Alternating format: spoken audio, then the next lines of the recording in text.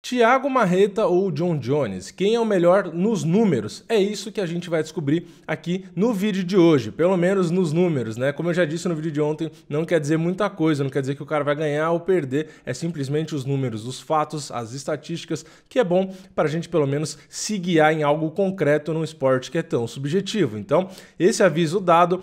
Como eu estava dizendo, no vídeo de ontem eu postei essa primeira comparação do Marreta com os últimos adversários do Jon Jones e vocês me pediram para incluir o Jon Jones na comparação. Afinal de contas, o Jon Jones e o Thiago Marreta vão se enfrentar aí pelo cinturão meio pesado. Então, atendendo aos pedidos, é esse vídeo que eu trouxe aqui para vocês. E como eu disse também no vídeo de ontem, esse é um tipo de vídeo que dá bastante trabalho, pegar essas informações todas e montar tudo isso. Então, se vocês gostam e querem mais desse tipo de vídeo, eu preciso saber. Então, eu preciso do like de vocês no vídeo e também os seus comentários aí para eu saber que vocês gostam, que vocês querem mais. Então não esqueçam de deixar like aí embaixo para eu continuar com o quadro, porque se ninguém gosta não faz sentido eu ter trabalho e trazer aqui, né?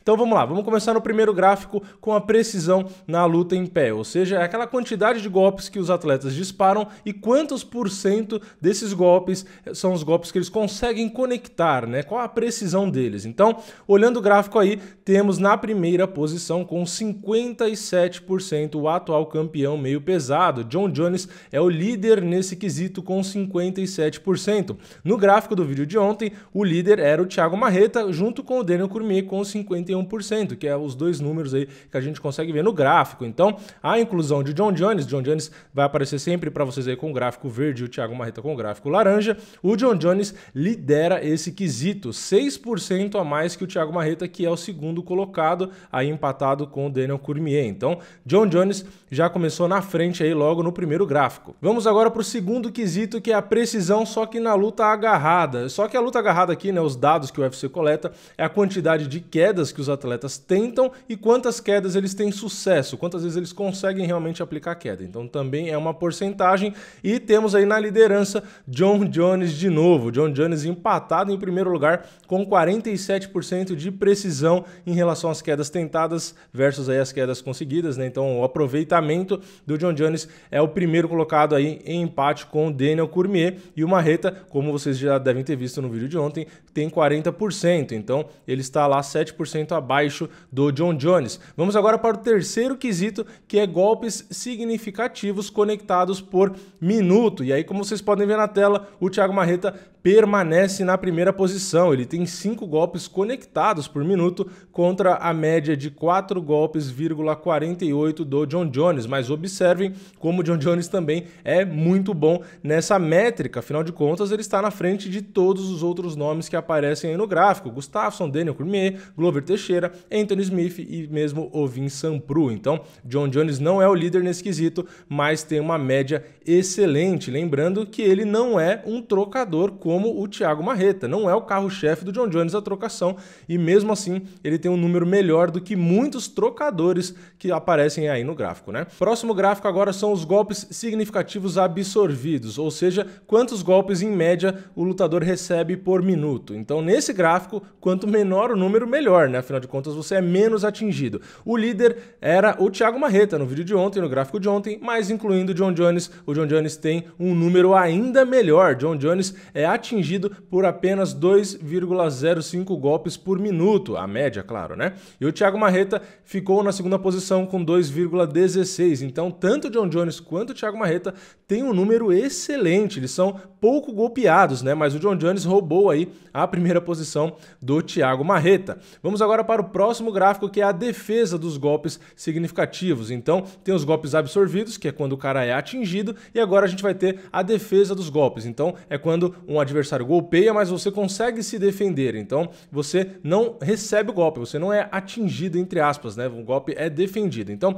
no golpe defendido aí na defesa dos golpes significativos, o líder ontem no gráfico era o Thiago Marreta, mas dessa vez aí também com a inclusão do Jon Jones, o Jon Jones ultrapassou o Thiago Marreta e roubou a primeira posição. O Jon Jones consegue evitar 65% dos golpes. Na segunda posição temos aí o Marreta com 61%. Então, mais um quesito onde o Thiago Marreta é excelente, mas o Jon Jones consegue ser melhor ainda. E lembrando que o Jon Jones não tem como carro-chefe a trocação, então realmente o Jon Jones é um cara fora de série. Não é à toa que acham ele o melhor da história, não é à toa que muita gente acha ele um gênio. Ele realmente, até nos números, impressiona bastante, né? Vamos agora para o próximo quesito, que é defesa de quedas. Tínhamos o Thiago Marreta ontem na terceira posição, só que ele foi ultrapassado, né? Caiu para a quarta posição porque incluímos o Jon Jones. Jon Jones tem aí, como vocês podem ver, 95% de defesa de quedas. O primeiro colocado era o Gustafsson com 85%.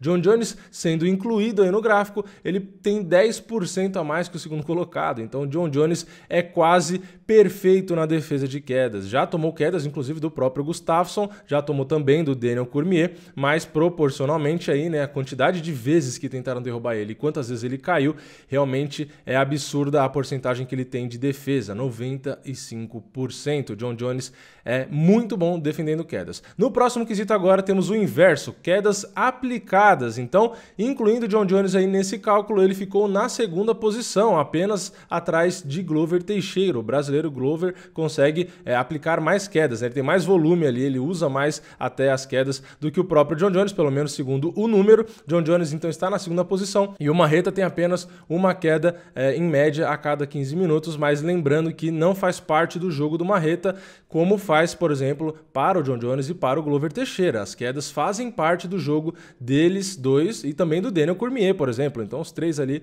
usam isso constantemente. O Marreta realmente não usa, o Anthony Smith não usa, então aí é mais uma questão de jogo em si, né? Vamos agora para as finalizações, média de finalizações a cada 15 minutos. Tivemos o Thiago Marreta em último, né? Porque ele também não usa, não faz parte do jogo dele, e incluindo o Jon Jones, ele fica na terceira posição, atrás de Glover Teixeira e de Daniel Cormier. Vamos agora para o próximo gráfico, que é sobre a média de knockdowns. Lembrando que knockdown é quando você dispara um golpe no seu adversário e ele vai ao solo, ele acaba recebendo uma pancada forte e acaba caindo. Temos ainda Thiago Marreta como líder, com 1,51 de média. Na segunda posição temos o Gustafsson, o Jon Jones lá em penúltimo, com 0,26. Mas lembrando, como eu já disse aqui, Jon Jones não é especialista na trocação e ele não tem punch, ele não tem pegada. Então, raramente ele consegue derrubar com um soco só ou coisas do tipo. Ele já conseguiu aplicar knockdown com cotovelada rodada contra o Stephan Bonnar, consegue às vezes com algum chute alto, mas ele realmente, além de não ser um trocador, né, não ser o carro-chefe dele, ele é muito bom, mas não é o carro-chefe dele,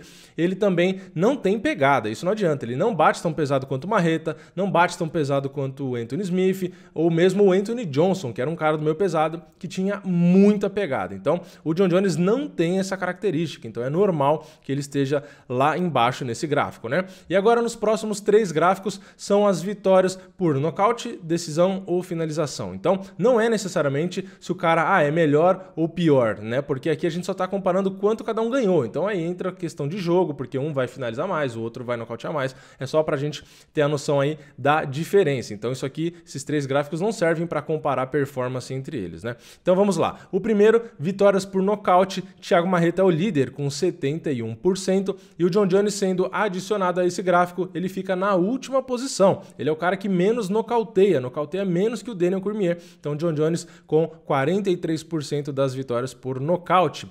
No próximo gráfico agora, vitórias por decisão. Daniel Cormier é o líder, é o que mais vence por decisão. Jon Jones é o segundo com 30% e Thiago Marreta é o terceiro, 24%. Então, o Thiago Marreta leva menos as lutas para os juízes do que o Jon Jones. E no próximo agora, vitórias por finalização. Anthony Smith é o líder com 36%, Jon Jones está em terceiro com 26% e o Thiago Marreta é o último com apenas 5%. Como eu disse, não faz nem um pouco parte do jogo do Marreta as finalizações. Por fim, então, dos 12 gráficos que eu apresentei, os últimos 3 a gente pode desconsiderar como performance, porque é simplesmente se o cara vence mais por uma coisa ou por outra. Se a gente for considerar os 9 primeiros gráficos, que aí sim é questão de quantos golpes dispara, quantos absorve, quantos defende, aí sim referentes à performance, desses 9 gráficos, o Jon Jones é líder, não é que ele é melhor que o Marreta só, ele é líder em 5 desses gráficos. De 9, o Jon Jones é líder em 5, mais da metade. O Thiago Marreta é líder em 2 deles, ou seja, o Thiago Marreta sem o Jon Jones no gráfico, ele era o líder, né? Ele estava na liderança em todos. Quem viu o vídeo de ontem, quem quiser assistir depois, pode ir lá assistir para ver. O Marreta era o líder, só que aí, incluindo o Jon Jones, ele foi para a segunda posição. Então, ele é líder em apenas 2 gráficos e nos outros 2 gráficos gráficos temos o brasileiro Glover Teixeira, que são nas quedas aplicadas e aí nas finalizações. Então, o Thiago Marreta perdeu a sua liderança aqui para Jon Jones, mesmo nos quesitos da luta em pé. Então, para quem tinha essa curiosidade de saber os números do Jon Jones, fica aí o resumo final. Jon Jones é melhor nos números, mesmo nos números da luta em pé. Não em todos, né? Como eu disse aqui, alguns o Marreta continua na liderança, mas na maioria Jon Jones é melhor. E por isso, em resumo, e para fechar aqui o quesito dessa luta, né, de favoritismo ou não, por isso, reafirmando, eu concordo com o favoritismo do Jon Jones. Isso é apenas um dos pontos, claro, né? Tem todo o jogo, a experiência, tá acostumado a lutar 5 rounds, tem um monte de outros quesitos, né? Mas isso aqui é mais um dos quesitos onde apontam o favoritismo, né? A possibilidade do Jon Jones vencer ser maior do que a possibilidade